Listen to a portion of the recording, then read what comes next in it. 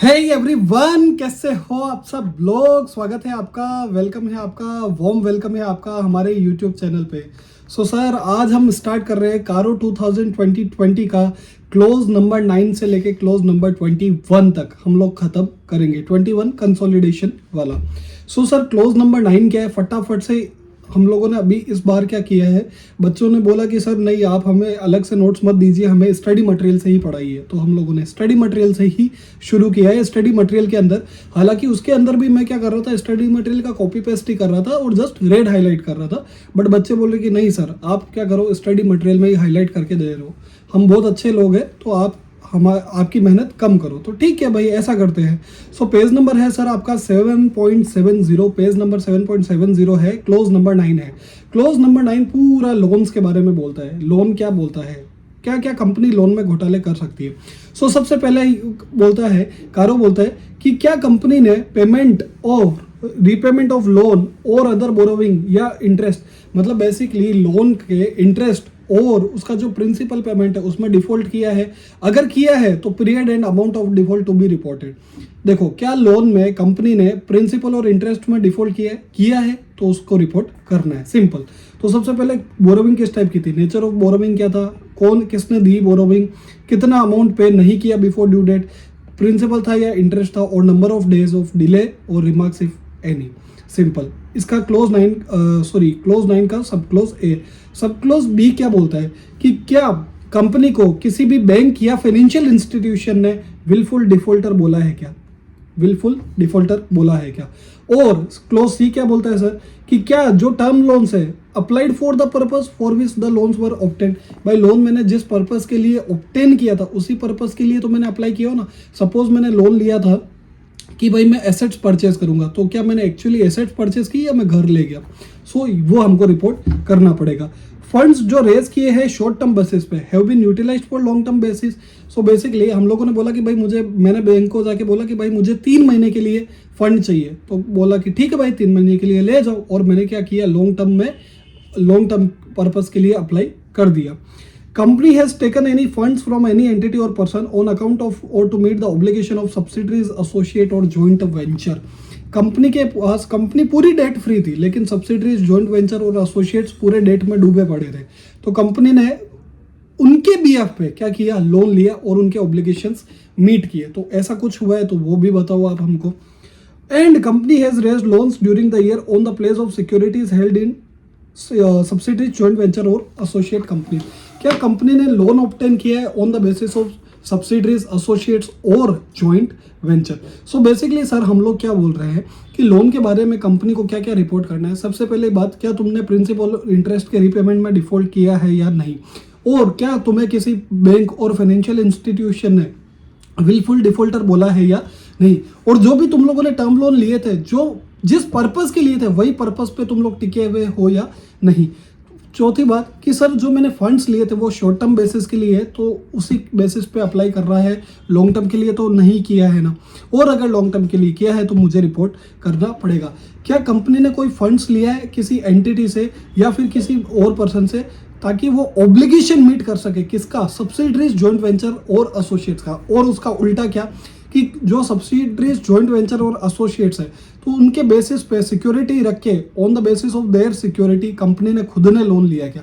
दो सिचुएशन है, एक तो सब्सिडरीज, एसोसिएट और जॉइंट वेंचर के लिए लोन लिया है, और सब्सिडरीज, एसोसिएट और जॉइंट वेंचर को प्लेस करके क्या कंपनी ने खुद के लिए लोन लिया है क्या। तो 9th क्लोज में करीब 6 सब क्लोज है, तो ये हमको याद रखने, जो हाईलाइटेड पोर्शन है वो आपको याद रखना पड़ेगा। क्लोज 10 क्या बोलता है, क्लोज 10 बोलता है शेयर्स के बारे में। Basically money raised by IPO और FPO during the year were applied for the purpose for which they were raised. आज कोई कंपनी आती है और आईपीओ लेके आती है तो बोलती है कि भाई हम लोग कैपिटल एक्सपेंशन करेंगे। तो क्या एक्चुअली कैपिटल एक्सपेंड किया है या फिर कोई लोन रिपेमेंट किया है। Company has made any preferential allotment और प्राइवेट प्लेसमेंट ऑफ शेयर और कन्वर्टिबल डिवेंचर। तो the requirement of section 42 and section 62 have been complied with and the funds raised have been used for the purpose for which the funds were raised. So basically क्या बोल रहा है, पहला close बोल रहा है कि भाई अगर कंपनी ने प्राइवेट प्रिफरेंशियल अलॉटमेंट या प्राइवेट प्लेसमेंट किया है तो सेक्शन 42 और सेक्शन 62 का कंप्लाई किया है या नहीं, और जो फंड्स रेज किए हैं उसी पर्पस के लिए रेस किया है और जिस पर्पस के लिए रेस किए है उसी के लिए यूज किए हैं या नहीं। सो बेसिकली आपका शेयर्स के बारे में क्या बोलता है कि जैसे आईपीओ और एफपीओ से जिस पर्पस के लिए आपने रेस किया था उसी पर्पस से किया है या नहीं।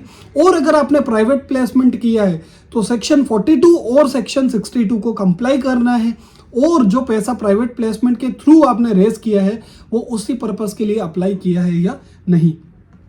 क्लोज 11 बोलता है फ्रॉडुलेंट एक्टिविटीज के बारे में। फ्रॉड कि कंपनी के कोई फ्रॉड बाय द कंपनी और any fraud on the company has been noticed और reported during the year.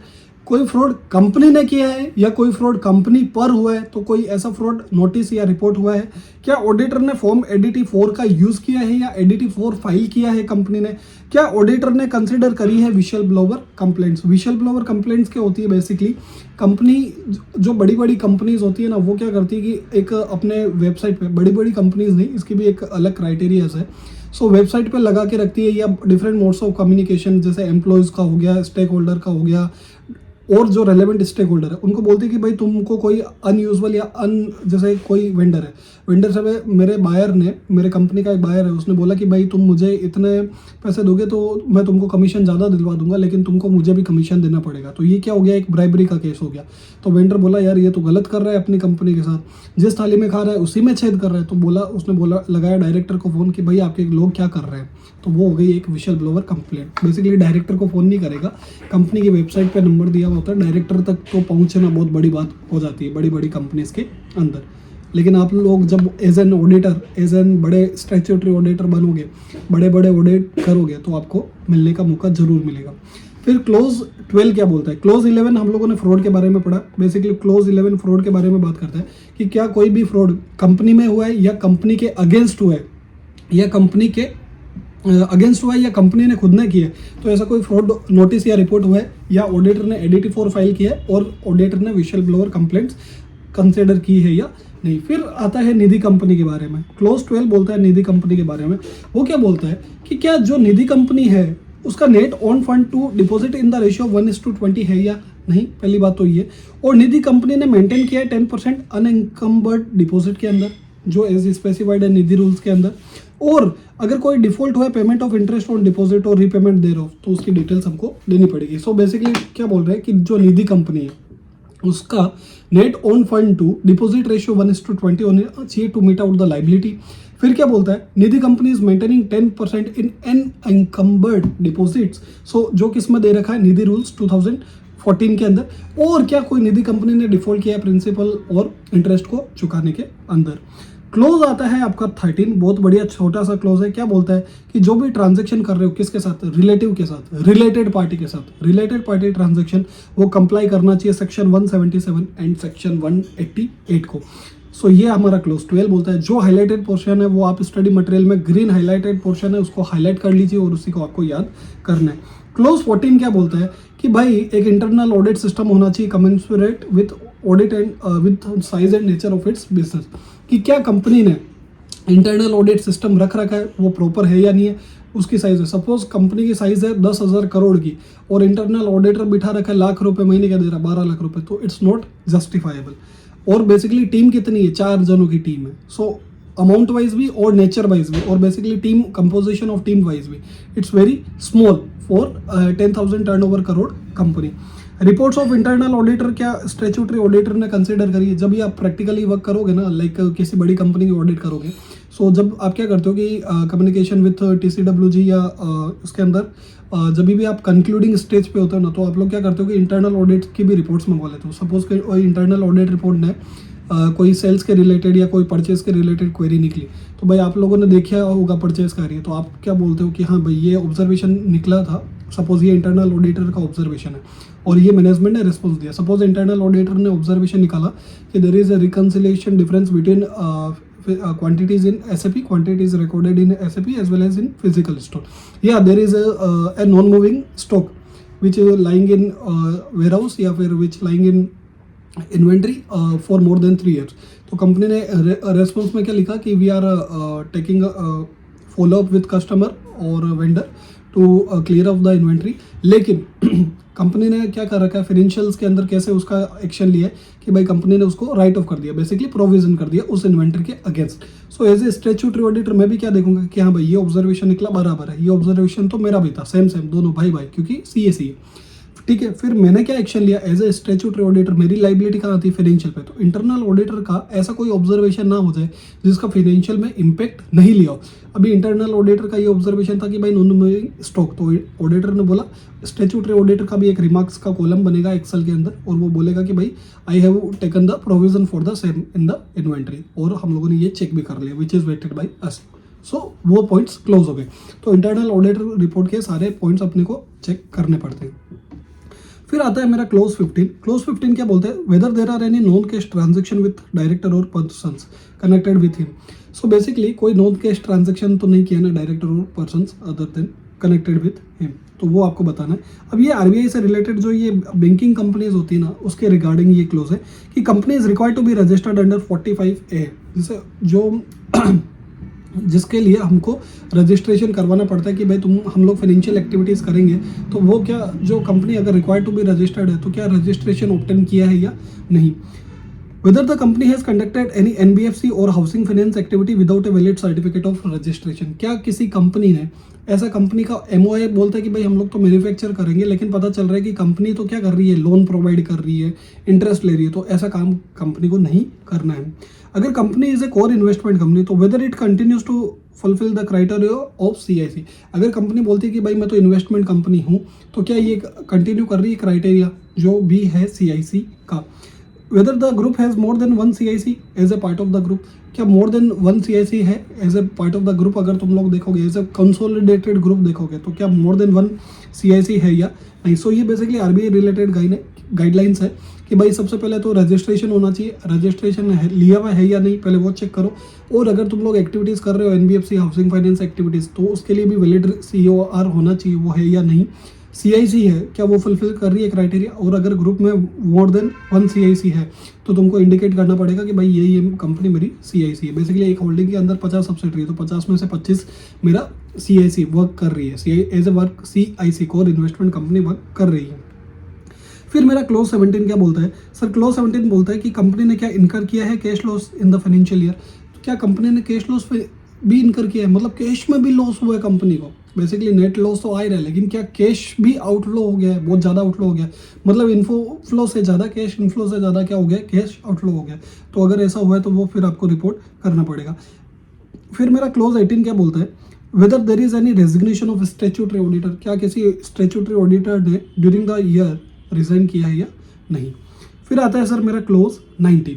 Close 19 simple सा बोलता है गोइंग कंसर्न के बारे में कि whether there is we have to report whether the auditor opinion is of the opinion that no material uncertainty exist on the date of audit report. तो basically हम लोग क्या बोलना चाह रहे हैं गोइंग कंसर्न कि भाई मेरा जो मटेरियल अनसर्टेनिटी कोई एग्जिस्ट नहीं कर रही है ना as on the balance sheet date, और मेरे जितने जो भी मेरी कंपनी है ना वो मीट आउट कर सकती है लाइबिलिटीज अपनी एसेट्स को देख के, तो ऐसा होना चाहिए। लेकिन अगर ऐसा नहीं है तो हमको क्या करना पड़ेगा, रिपोर्ट करना पड़ेगा। फिर आता है सर मेरा क्लोज 20। क्लोज 20 क्या बोलता है, other than ongoing project whether the company has transferred unspent amount to a fund specified in schedule 7 to the companies act within a period of 6 month of the expiry of the financial year. जो section 135 है CSR का, उसमें basically बोल रहा है कि other than जो ongoing project है, अगर कोई अनस्पेंट अमाउंट पड़ा है तो शेड्यूल 7 को कंप्लाई करते हुए एक स्पेसिफाइड फंड में डाल दिया with in 6 month from the expiry of the financial year. मतलब बेसिकली एक्सपायरी कब होगा, 31 मार्च 2023 सपोज एग्जाम्पल के लिए। फिर 6 मंथ कब एक्सपायर होंगे, 30 सितंबर। मतलब अगर कोई अनस्पेंट अमाउंट पड़ा रह जाता है सीएसआर का, तो आपने क्या उसमें डाल दिया है या नहीं। Any amount remaining unspent pursuant to any ongoing project has been transfer to special account. कोई भी अनस्पेंट अमाउंट रह जाता है रिलेटिंग टू सीएसआर, तो वो ट्रांसफर कर देना है आपको किसके अंदर, आपका स्पेशल अकाउंट के अंदर। लास्ट बचता है क्लोज मेरा 21। ये बेसिकली ध्यान में रखना, ये स्टैंड अलोन के लिए रिपोर्ट नहीं करते। जब भी आप कौन सा रिपोर्ट कर रहे हो, तो अभी देखो स्टैंड अलोन होगा और कंसोलिडेटेड होगा। भाई दो फाइनेंशियल होते हैं, एक तो स्टैंड अलोन हो गया, एक कौन सा हो गया। अभी कौन सा के अंदर स्टैंड अलोन की सारी रिपोर्ट्स आती है, तो स्टैंड अलोन में कौनसो के अंदर वापस की इतनी बड़ी रिपोर्ट करने की, वापस डुप्लीकेट करने की जरूरत नहीं है। सिंपल क्या करो कि कौनसो के अंदर एक क्लोज 21 डाल दिया और उसके अंदर बोल दिया कि भाई किस किस सब्सिडरी में किस किस क्लोज को क्वालिफाई करे, तो खाली उसका रेफरेंस तुम लोग बता दो। So whether there have been any qualification और adverse remark by the respective auditor in the companies, CARO reports of the companies included in the consolidated financial statement. So basically हम लोग क्या बोल रहे हैं कि भाई मेरे कंसोलिडेटेड फाइनेंशियल स्टेटमेंट है, उसके अंदर 10 सब्सिडरी है, 10 सब्सिडरी में 5 सब्सिडरी को तो रिपोर्ट क्लीन है, तो तुम लोगों को कुछ मेंशन करने की जरूरत नहीं। अभी 5 सब्सिडरी है, किसी में क्लोज 1 क्वालिफाइड है, बेसिकली रिपोर्ट करा हुआ है, तो क्लोज 1 का तुम लोग को यहाँ पे रेफरेंस दे दो। जो कौन सा फाइनेंशियल स्टेटमेंट है उसमें जब तुम लोग कारो रिपोर्ट करोगे ना, तो तुमको ये ऊपर वाले 20 क्लोज पर रिपोर्ट करने की जरूरत नहीं है। डायरेक्टली क्लोज 21 पे तुम लोग खाली वो क्लोजेस मेंशन कर दो जहां जहाँ पे सब्सिडरी के स्टैट्यूटरी ऑडिटर ने क्या किया है, क्वालिफाई करा है। अभी देखो, जब भी आप बोलो ना कि सर इट इज़ लाइक हम लोग रिपोर्ट कर रहे हैं, हम लोग क्वालिफाई है, हम लोग डिस्क्लेमर ऑफ ओपिनियन दे रहे हैं, तो तुमको क्या करना पड़ेगा, रीजन भी स्टेट करना पड़ेगा। Wherein the auditor report the answer to any of the question refer to in paragraph 3 is unfavourable और qualified, the auditors report shall also state the basis for such unfavourable और qualified answer is the case में भी। कभी भी report के अंदर तुम लोग लिखते हो ना कि भाई ये ऐसा है, तो जैसे सपोज कंपनी ने सेल्स को रिवर्स नहीं किया, तो हम लोग क्या बोलेंगे, sir company has not reverse sales in accordance with Ind AS 115 principle. तो रीजन क्या है उसका, तो भाई कंपनी का कंट्रोल फेल हो गया है। Where the auditor is unable to express any opinion on any specified matter, his report shall indicate such fact together with the reason as to why it is not possible for him to give his opinion on the same. अभी आप opinion ही नहीं दे पा रहे हो, तो आपको क्या करना है, रीजन स्टेट कर देने का, भाई it is impracticable for me as well as I am unable to get any sufficient and appropriate audit evidence, so I cannot provide any audit opinion. So ऐसा करके आपको क्लोज करना है। सो सर इसी के साथ हमारा होता है चैप्टर नंबर 7 खत्म। चैप्टर नंबर 7 के आगे ये जो इलस्ट्रेटिव ऑडिट रिपोर्ट्स है, ये आपको रीड करनी है अच्छे से, बहुत अच्छे से रीड करनी है, आपको रीड ही करनी है, इनको याद तो कुछ करना नहीं है। आपको पता चलेगा कि भाई एडवर्स ओपिनियन देता है तो मैं कैसे रिपोर्ट करता हूँ, क्वालिफाइड ओपिनियन देता हूँ तब कैसे रिपोर्ट करता हूँ, और डिस्क्लेमर ऑफ ओपिनियन देता हूँ तो कैसे रिपोर्ट करता हूँ। 7 चैप्टर के आपके बहुत सारे पार्ट्स मेरे यूट्यूब इस पे चैनल पे अवेलेबल होंगे। सो आपका कंप्लीट हो गया है। चैप्टर 7 कंप्लीट होने के साथ साथ आज हम लोग, बड़ी खुशी हो रही है कि सर आज हम लोग फाइनली मॉड्यूल 1 हम लोगों ने ख़त्म कर लिया है। मॉड्यूल 1 CA फाइनल का पूरा न्यू सिलेबस CA फाइनल का, वो भी ICAI की SM के मॉड्यूल के साथ हम लोगों ने आज खत्म कर लिया है। आज आपका होता है चैप्टर 7 खत्म। अभी हम लोग स्टार्ट करेंगे मॉड्यूल 2 चैप्टर 8। अभी मैं क्या करूंगा, खाली स्टडी मटेरियल के अंदर आपको जो इंपॉर्टेंट पोर्शन है वो हाईलाइट कर दूंगा। लास्ट डे रिवीजन के अंदर आपको जबरदस्त एकदम जोरदार तरीके से काम में आएगा और आपको मजा आ जाएगा। सो होप सो देखो, अभी क्या है कि आपने जैसे एक बार मेरा वीडियो देखा, साथ साथ में हाईलाइट कर लिया, अभी एक बार सुन लिया आपने, तो एटलीस्ट आप यूज टू हो गए इस कंसेप्ट से। अभी आपको क्या करना है, मेरा वीडियो करो, रखो साइड में और फिर पढ़ो खुद से। तो खुद से पढ़ोगे ना तो और ज़्यादा अच्छा होगा। तो पहले एक बार क्या किया कि वीडियो देख देख के हाईलाइट कर लिया और पढ़ लिया, फिर दूसरी बार खुद से पढ़ा, तीसरी बार खुद से पढ़ा, तो ऑटोमेटिकली फोर्थ बार आप खुद यूट्यूब वीडियो पे पढ़ोगे। सो इट्स वेरी इजी, मतलब हो जाएगा आपका। सो आपका मॉड्यूल 1 खत्म हो गया है मेरी तरफ से, एंड आपका चैप्टर 7 भी खत्म होता है इसी के साथ। Thank you so much, hope you are liking my video. Please like share and subscribe my channel. देखो लाइक करके जाओगे ना, लाइक शेयर और सब्सक्राइब करोगे ना, तो आपको लंबा याद रहेगा और आपके ऑडिट में एग्जामिशन लाने से कोई नहीं रोक सकता। लाइक करोगे ना तो एक अलग मजा आएगा, ठीक है। सो मेरी फीस देते हुए जाना, प्लीज़ लाइक करना, शेयर करना एंड सब्सक्राइब करना। Thank you.